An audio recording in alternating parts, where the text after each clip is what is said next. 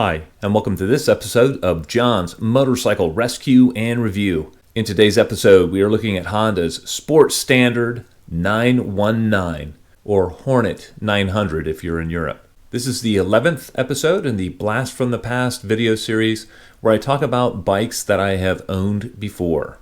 The particular 919 I owned was a Burgundy 2007, very much like the one in the pictures here.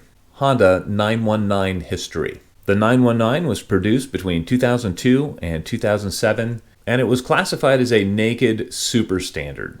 When it comes to the super standards of the late 90s and early 2000s, Honda was really the last of the big four manufacturers to the party. In 2002, when they introduced the 919, all the other manufacturers had been well represented for several years. The competition for the 919 from Suzuki was the Bandit 1200, from Kawasaki it was the ZRX1200R, and from Yamaha it was the FZ1. For their super standard, Honda used a motor that was derived from the CBR 900RR, and they added fuel injection to that. The Honda also sported high mount exhaust. The styling on the 919 was somewhat conservative. It just looked like a standard style motorcycle, and Honda added the flat black paint that was then in vogue. Honda 919 specs. It used a fuel-injected 919cc 16-valve liquid-cooled four-cylinder engine, and it produced about 100 horsepower at the rear wheel and right around 65 foot-pounds of torque.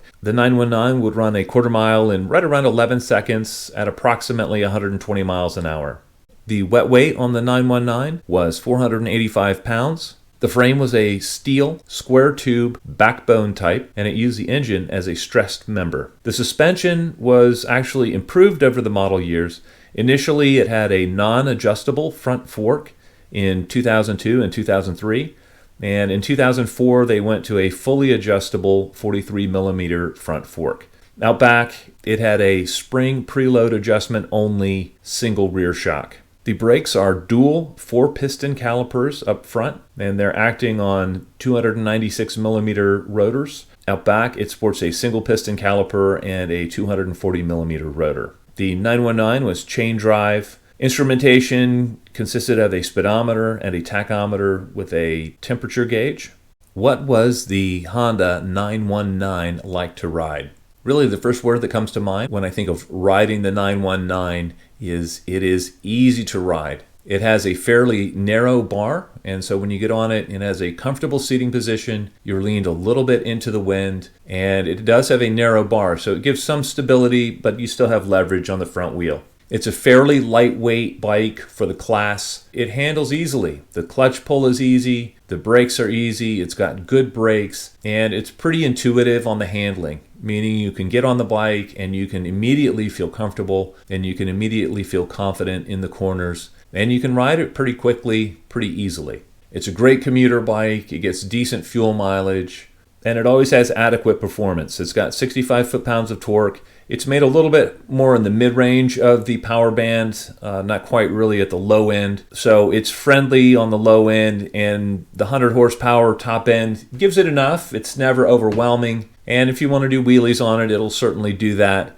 But it's certainly more of an easygoing nature than an aggressive nature to the bike. Being a naked bike, the CB919 really wasn't a highway bike. It wasn't good on the highway. It got a little bit buzzy at higher speeds, and just the wind blast. Any naked bike is going to be pretty miserable on the highway. I have owned the Yamaha FZ1, the Kawasaki ZRX1200R, and the Bandit 1200. I would say the Honda is probably going to be the lowest maintenance bike of those bikes. It's going to be the easiest one to ride, the least intimidating, and it's just a solid product. These bikes are almost indestructible engine-wise. My friend had 63,000 miles on his. He was not someone to maintain his bikes religiously, and he never had an issue. The bike never gave him trouble, and the bike still ran strong even with those miles on it. I was never a fan of the flat black paint of the earlier models. I really liked the gloss paint on the later models. But styling-wise, they were just a little bit on the bland side for me. They never really were a stunner to look at. Although the one in the pictures here is probably the nicest one to look at that I've seen.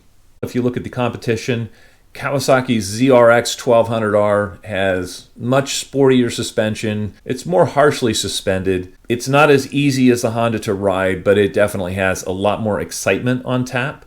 Yamaha's FZ1 definitely had about 20 more horsepower on top, and so straight line speed of the Yamaha was better. It was a little bit smoother, and it was more plush riding. I would say the Yamaha FZ1 was a much better sport touring bike, but the Honda was better on back roads. The Honda suspension was a decent compromise between sportiness and comfort.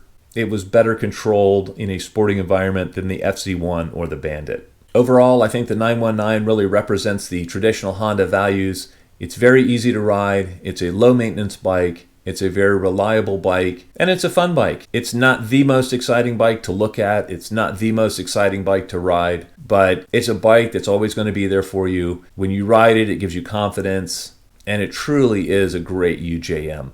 You can do almost any type of riding on it, and it'll do it well. You put a windshield on it, you could do some highway work. It'll certainly do back road work and commuting without complaint, and it's just a nice bike overall. Well, I'd love to know what you guys think. If any of you have owned a CB919, please feel free to comment in the comment section below. As always, I hope you found this video entertaining and informative, and until next time, enjoy the ride.